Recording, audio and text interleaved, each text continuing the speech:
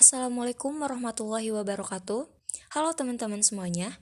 Perkenalkan, kami dari kelompok 4 akan mempresentasikan hasil diskusi kelompok kami mengenai supervisi pendidikan. Adapun anggota dari kelompok 4 yaitu Anissa Nindya Ayu Aulia, Anissa Nurhayati, Nabila Nur Masruroh, dan juga Febri Faturrahman. Tolong disimak baik-baik ya. Selamat menyaksikan. Di sini saya akan menjelaskan materi mengenai pengertian supervisi pendidikan.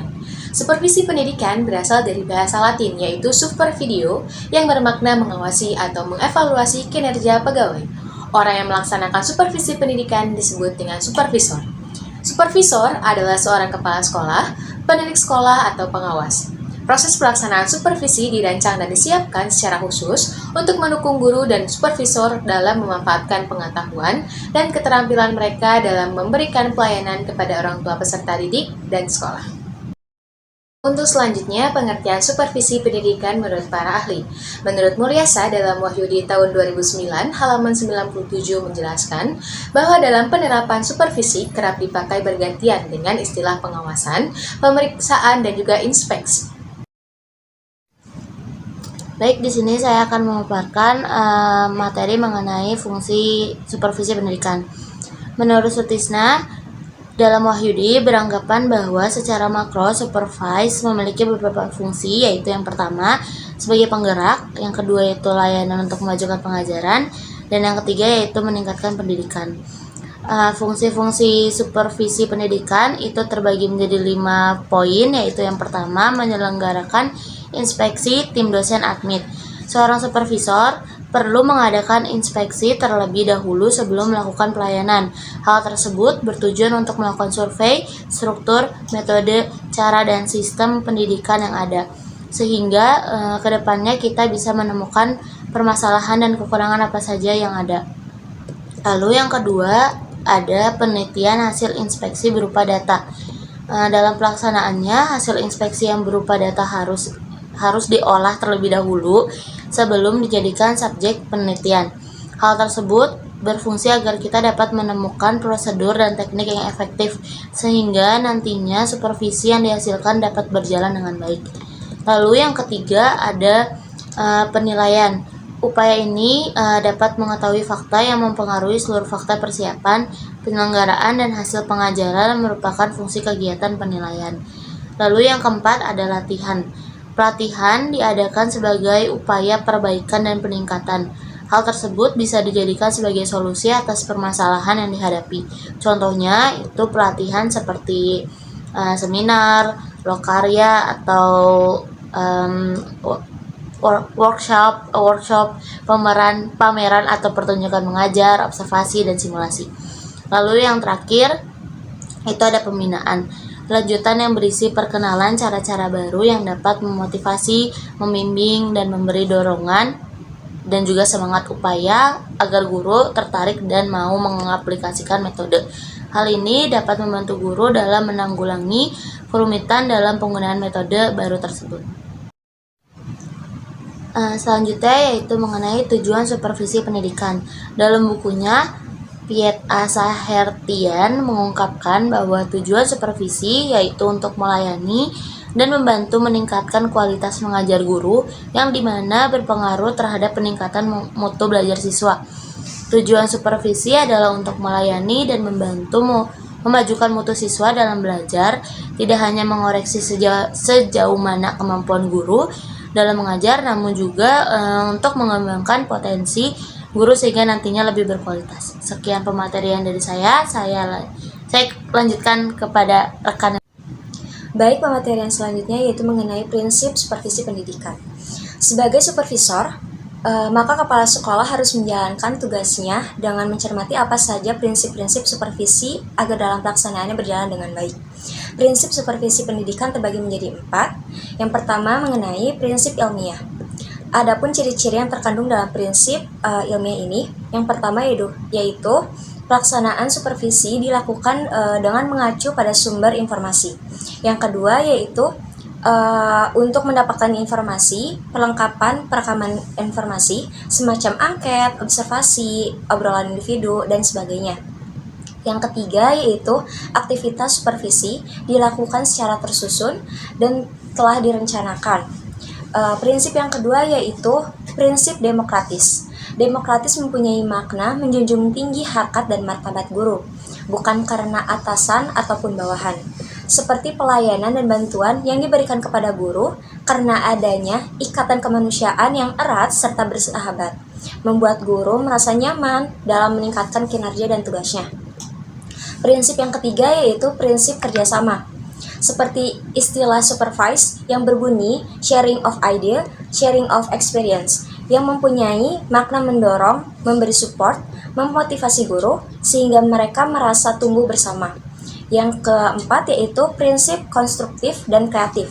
Jika supervisi mampu menciptakan suasana kerja yang menyenangkan, dengan kata lain, bukan melalui cara-cara menakutkan, pastinya guru akan merasakan termotivasi dalam mengembangkan kreativitas dan potensi yang dimilikinya.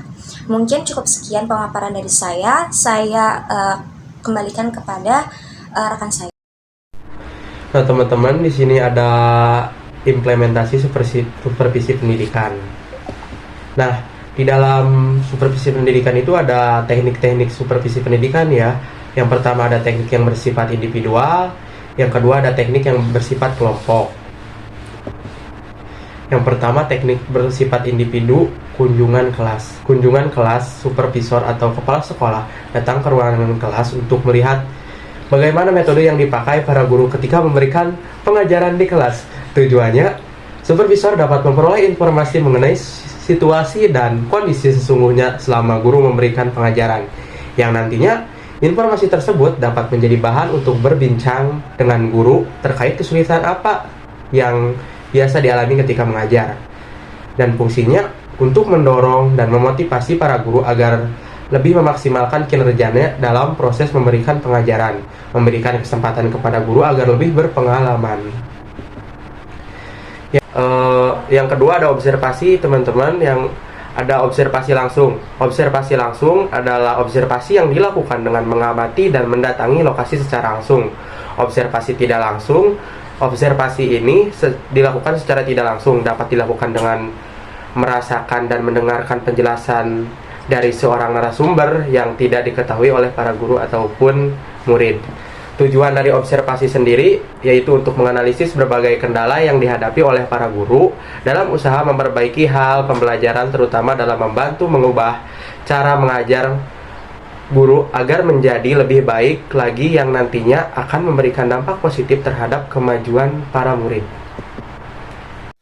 Percakapan pribadi. Percakapan pribadi dilakukan antara supervisor dengan guru untuk membahas seputar belajar mengajar yang baik atau bahkan memecahkan masalah yang berhubungan dengan jabatan mengajar secara bersama-sama.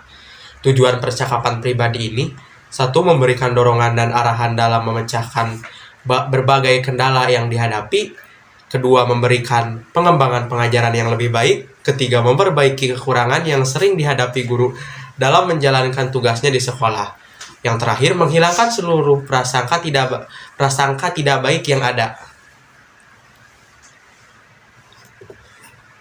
Intervitasi, kegiatan saling mengunjungi satu sama lain antara guru yang satu dengan guru yang lain ketika proses pembelajaran berlangsung. Tujuannya adalah satu, memberikan kesempatan untuk memperhatikan guru lain yang sedang memberikan pengajaran di kelas. Kedua, membantu para guru yang sedang menghadapi kesulitan dalam mengajar dan memberi kebebasan terhadap para guru mendapatkan pengalaman dan keterampilan teknik serta metode mengajar. Ketiga, memberikan motivasi yang sesuai terhadap aktivitas mengajar. Menyeleksi berbagai sumber materi untuk mengajar.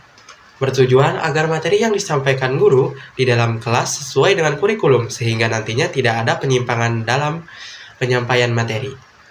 Menilai diri sendiri. Di samping menilai murid-muridnya, guru dituntut untuk mengukur kemampuan diri sendiri dalam menyajikan bahan ajar. Hal tersebut merupakan teknik yang bisa membantu guru dalam pertumbuhan dan perkembangannya. Menurut Pangaribuan dan kawan-kawan 2005, teknik-teknik supervisi yang bersifat kelompok diantaranya 1. Pertemuan orientasi.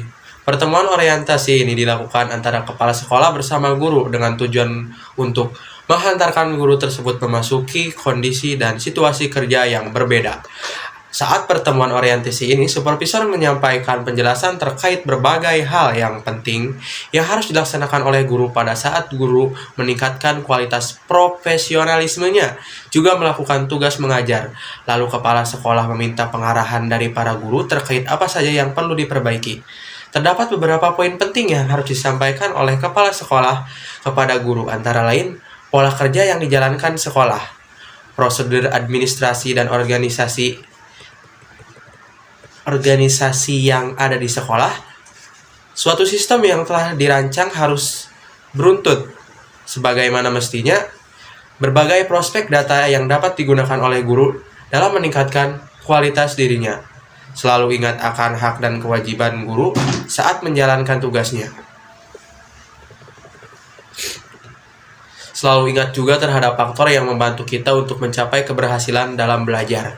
Kedua, rapat guru. Dalam pelaksanaan rapat guru akan menghasilkan guru yang hebat jika dapat merencanakan dengan baik. Pelaksanaannya sesuai rencana juga ditindaklanjut selaras kesepakatan dalam rapat. Kepala sekolah atau supervisor harus mempunyai kapabilitas yang tinggi dalam sebuah rapat, yakni diantaranya dapat menjadi good listener yang mewujudkan suasana yang apik. Kedua, dapat mengendalikan batasan materi atau permasalahan yang sedang dicari solusinya. Ketiga, dapat meningkatkan motivasi juga semangat peserta rapat. Keempat, mengatur arah pembicaraan selama rapat berlangsung. Kelima, dapat memberi tanggapan atau informasi yang lebih lanjut. Hal ini karena peserta rapat dapat benar-benar memahami dan menerima apa yang dibicarakan.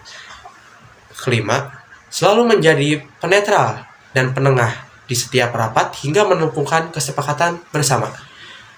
Yang terakhir, dapat menyudahi rapat dan mengagendakan tindak lanjutnya. Yang ketiga ada studi kelompok antar guru. Kegiatan yang melibatkan sejumlah guru yang memiliki keahlian di bidang tertentu. Pertemuan kelompok guru tersebut dapat dilakukan baik secara rutin maupun dental dengan tujuan untuk menganalisis masalah terkait penyajian. Juga peningkatan materi kegiatan tersebut perlu diketahui dan dikontrol oleh kepala sekolah supaya kegiatannya tetap membahas hal yang perlu dibahas. Keempat, ada diskusi.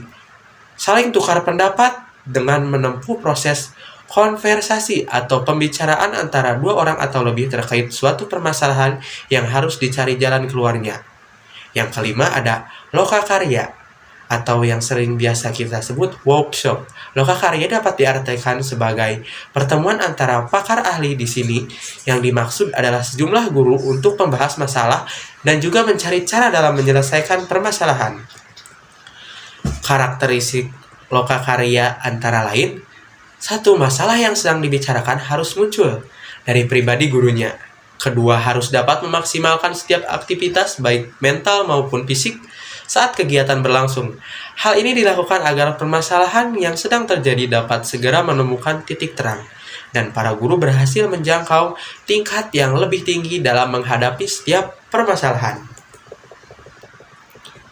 Yang ketiga, selalu menggunakan cara yang sesuai dengan aturan bekerja, yakni satu, pemecahan masalah, kedua, musyawarah, dan ketiga, penyelidikan. Tentunya lokakarya ini dilakukan berdasar pada kepentingan bersama bukan individu.